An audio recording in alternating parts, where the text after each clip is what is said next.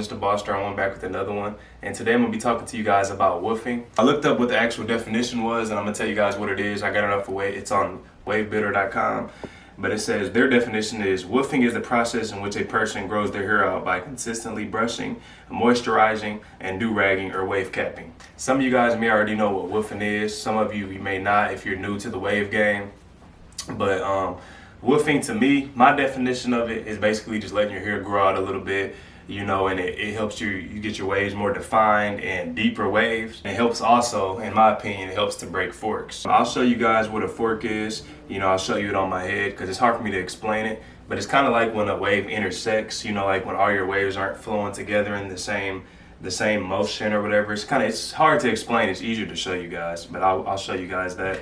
But to me, it's kind of like the wave intersects, you know, with one another, pretty much like that. Some tips for woofing. One of my tips is you want to make sure you have a hard brush, because if you're using a soft brush on a woof or whatever, then it's not going to do anything. You're not going to be able to get to your new layer of hair that's growing in. So you want to use a hard brush, and that helps to stretch the waves out as well. And also combing does as well too. You know, I comb a lot when I woof, you know, 'cause like I said, it does pretty much the same thing as a hard brush. It helps to stretch the waves out. So you want to make sure when you're woofing that you're combing, and you want to also make sure that you're brushing. You know, those are two key things that you want to do: comb and brush with the hard brush. Another thing that you want to do, you want to keep your waves moisturized. And I have medium texture hair, so if you have medium texture hair, it can over curl. So I would say don't put a whole lot of moisturizer in your hair.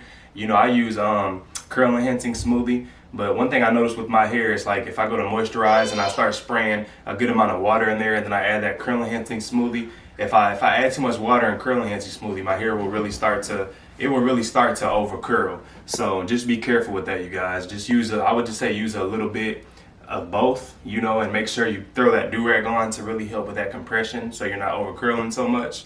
Yeah, use compression. You can use a durag or a wave cap. I personally don't use wave caps, but you can get one from Walmart or Maxis, or you can get them off Amazon, you know, and it can help as well when you're woofing. You know, you throw your silky durag on and you throw your wave cap over it to give it a little bit more compression, or you can just use double durags, and that will help as well. I work in a hot environment. The type of work that I do, I work in a hot environment, so it's really hard for me to woof. You know, me personally.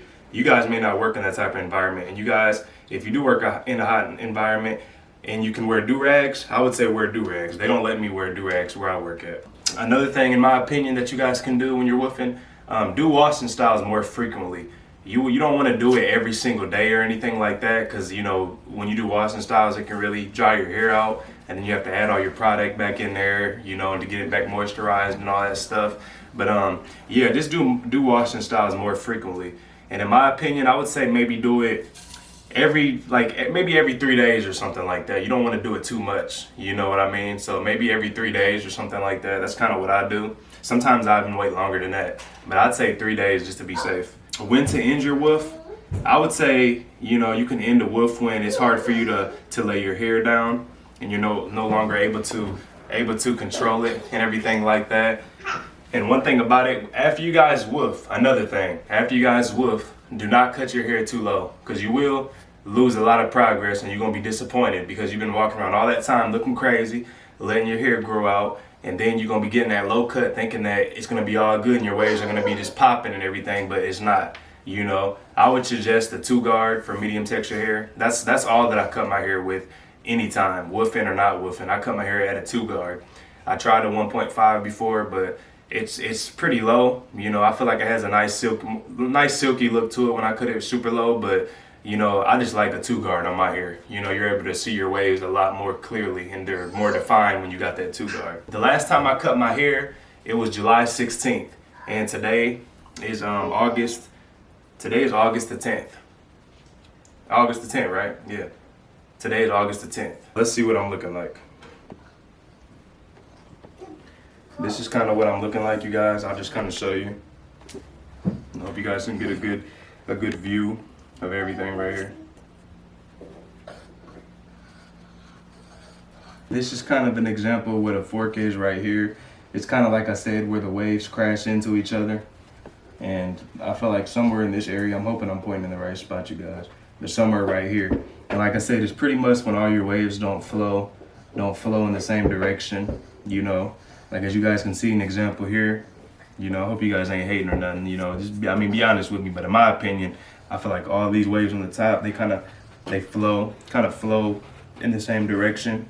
And then certain areas of my hair, you know, they kind of crash. So like I said, right here, you know, my waves kind of crash. So that's pretty much where it is, where all your waves just aren't going the same direction. They kind of like crash into one another. So that's pretty much what a fork is. Like I said, I know a lot of you guys out there, you know what it is, but this is for the people that don't know what a fork is, or maybe they haven't seen the right videos to understand what a fork is or whatever. But that's pretty much just what it is, just right there. All right, so you guys let me know what you think of this video. I'm hoping that these tips and stuff can help you guys out. You write down in the comments if there's any questions you guys have for me. You know, I know one guy that watches my channel, you know, because I do gaming too, like live stream. There was a guy on my channel that, you know, he talked about how he woofed and he felt like he lost progress. So, I mean, I hope that this video can help you out, man. But God bless you guys. If you're new to the channel, don't forget to like and subscribe, turn on notifications. And I'm out of here into the next one. And also, you guys, you let me know what other type of wave content you may want to see. Like what other type of wave videos, you know, there is that you may want me to do. Because I feel like there's so many videos out there and maybe there's something new that you guys want to see. So you just let me know, write down in the comments. It would really help me out for good ideas and stuff like that. But that's it, you guys. God bless you guys. And I'm out of here.